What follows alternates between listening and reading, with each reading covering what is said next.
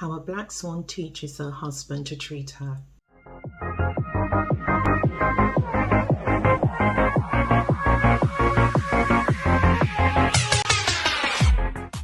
Hello Swans, I'm Yvonne, your marriage and divorce coach here at Black Swan Relationship Academy.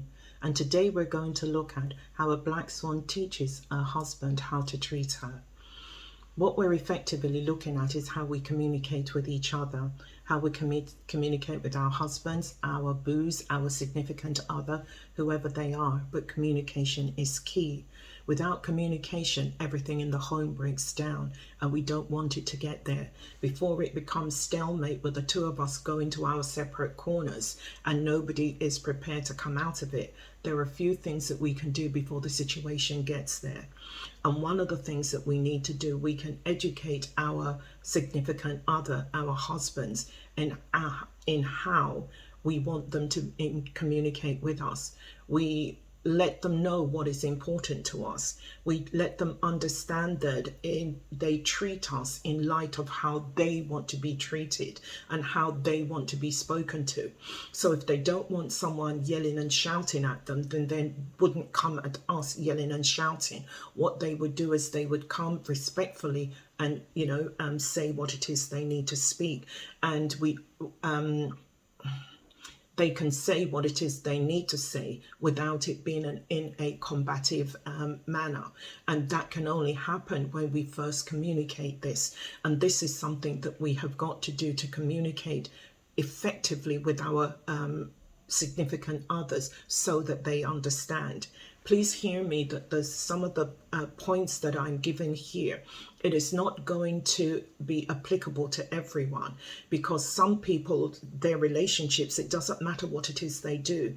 Their significant other really doesn't care. They're not interested, and their lives are, the relationship is not where it should be. And if this is you and you're in a relationship that you're wondering to yourself, why am I still here?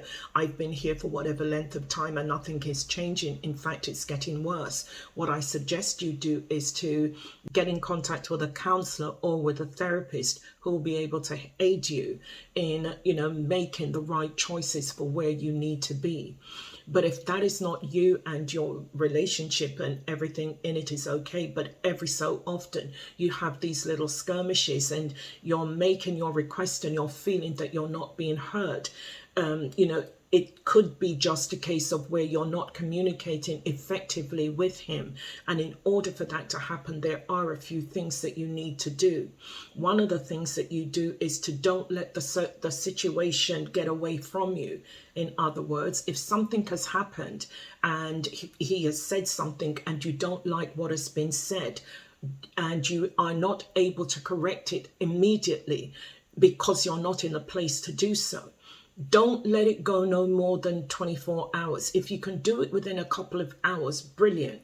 Then get it done. But if you can't, that's when you deal with it. Because if you wait, what happens is that it festers and other things then come to mind, things we have no business thinking about. We remember the thing that he said he was going to do 3 weeks ago. We remember the way he spoke to us a month ago. We remember what he said a year ago, and all of these things then flooding back into our minds. And then what happens is that little problem, that little thing that he said, or the tone in which we used that we didn't like, we made what was a small thing become this giant problem that it didn't necessarily need to be, because we were not able to address it at the time we should have done. The other thing that we need to remember is, if something has been said to us and we are hurt, and if it is left unaddressed, then hurt turns into anger. And when hurt turns into anger, that is not the time for us to speak, and we have to wait until our anger has passed before we can address it. And if we decide that, I'm not going to say anything because all the other times I've spoken, nothing has been done, I'm going to leave it. What then happens is anger, still unaddressed, turns into bitterness. And when bitterness enters our hearts, then we try to find ways of getting out of this situation. Whereas it's something that two people need to sit down and have a serious conversation with each other, being respectful, being careful to know what it is that you want. If you're going to sit down with your significant other, before you sit down with them and talk, know what it is you're speaking about and know the outcome that you want. Because if you don't know what you want, then you won't know how to ask for it. And if you don't know what to ask for it, then what's the point in having the conversation? And that's what we've been letting slide, because we think that there is no point in talking because nothing is going to get done. And sometimes what we do, we talk a lot, but we're not saying anything. We will, throw in, but I asked you and you didn't, and I did and you didn't, and you keep not doing. And these are words that we're using and not saying. And what we're doing is we're making a command instead of asking for a request. And when you request something from someone and you say you're asking them for help, when we ask our significant other for help, you're in the middle of doing something and you need their help. Are you busy? I need some help. 9 times out of 10, he will get up and come to you immediately. Why? You've said the golden word, help. A man's position, a man's job where his woman is concerned is to solve her problem. And you say you needing help means you have a problem that needs to be solved, so he will turn up. The guys you want don't want you. And the ones you don't want simply won't leave you alone. They say you are picky and have impossible standards. Your partner has lost attraction for you and you have no idea if he will stay or progress the relationship. The harder you try, the further he pulls away. You are starting to think you are cursed, that there's something fundamentally wrong with you. The truth is, you are not uniquely broken. You are simply ill-informed, uneducated, and ill-equipped. All the things that can be fixed. I am offering you an all-access pass into the Black Swan Nation, where you will receive access to all of the courses, mentoring and coaching calls. We are also offering a 100% no quibble money back guarantee if the academy isn't a fit for you. What are you waiting for? Get smart, be educated, and level up. Do it absolutely right now by clicking the link below. If you don't say, if that's not the words that you're using, then he doesn't need to show up. When you get a minute, can you do? That's not a request to anyone. Really, when you say a minute, what do you mean? Make your requests known, and when you decide what it is you want, when you're going to have your conversation, know what it is you want beforehand, so you know exactly what it is you're asking for. Because if you don't know what you want, you won't know how to ask. And the thing that you also need to remember when you're having the conversation with him, there are 3 things that you need to do in the conversation. You need to start off by being, the 3 things that you do are, you caress, you address, and you correct. You caress, you stroke his ego. You let him know what a wonderful person he is and how great, the 2 of you are together. You address the issue. And the issue is, I didn't appreciate the way in which you spoke to me, because when you said this, it hurt my feelings. When you talk about feelings and being hurt, that is very feminine. That's what a black swan does. She lets her partner, she lets her boo, she lets her significant other knows, you hurt my feelings. He didn't set out to do it, but it could just be a case that you got him at the wrong time and he reacted. And in his reaction, he didn't see your reaction to what he had done. So he just continued doing what he was doing, thinking everything was all right, not knowing that he had hurt you deeply. It sometimes isn't what the person says, but it's the tone in which they say it that causes the hurt. And the tone in which he used with you at that time made you feel less than appreciated. It made you feel that, he was, instead of him, your husband, speaking to his wife, he was speaking to a child, and you didn't like that. It made you feel a certain kind of way, and that's why you walked away. And now what you are addressing it and let him know what the problem is. Now you can then correct and say to him in future, if you can say to him, if I've said something that you didn't like, maybe you can do this. Maybe you can, say something that is not going to hurt my feelings.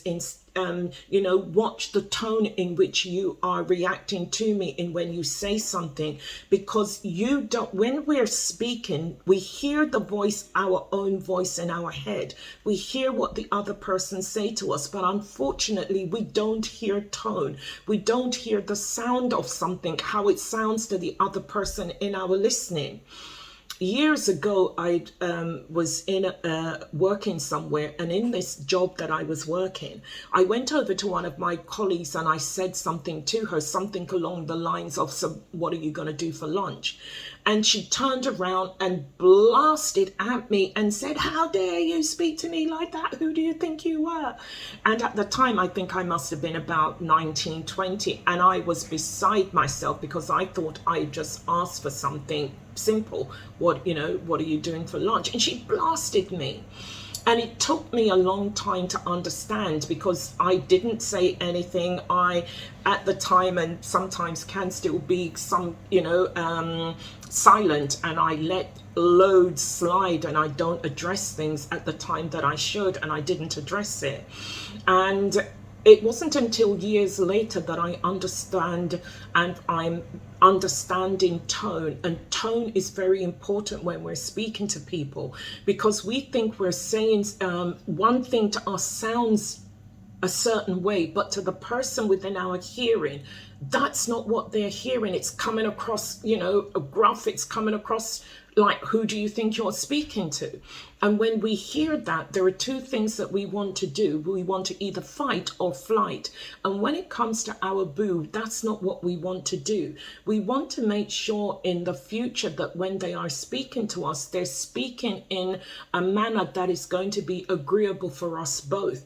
Because at the end of the day, what we're all looking for is, when you've spoken to them, that both people go away knowing that they have been heard. You haven't said or done anything that has wounded them, wounded anyone's ego, or hurt anyone's pride. But what you've done is you've made your request, you've both discussed it, you've understood what each other is saying, and when he now got something to say to you, he's now going to think about it, and because he knows what he said in the past has hurt your feelings, he's going to be very careful to make sure that he doesn't continue hurting your feelings, because I don't believe husbands or wives set out to hurt each other's feelings on a daily basis, but life gets in the way.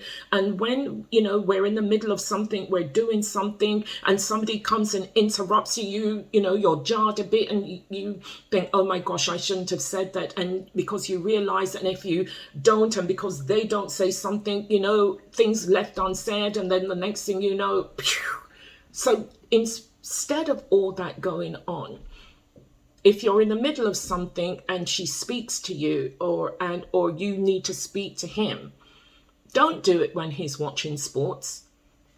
It's the worst thing you can do. He's fully focused on sports. If you want to get his attention, wait until he's doing something that, he's just watching something on TV, or wait until half time. Wait until it's the appropriate time to speak. And you know that because you know your person, you know your boo. You know there are times when he wants to be disturbed and time when he doesn't. Choose the right time to speak to him about something. Don't be reactive, because when we're reactive to things, that's when we say the wrong words. Think before you speak. Both parties need to think before they speak, because when they do that, then both will get the best of each other. If I said something that has resonated with you and you'd like to take this further, check out the link in the description box below. In the meantime, it's been wonderful speaking with you. Take care of yourself until we meet next time. Bye-bye.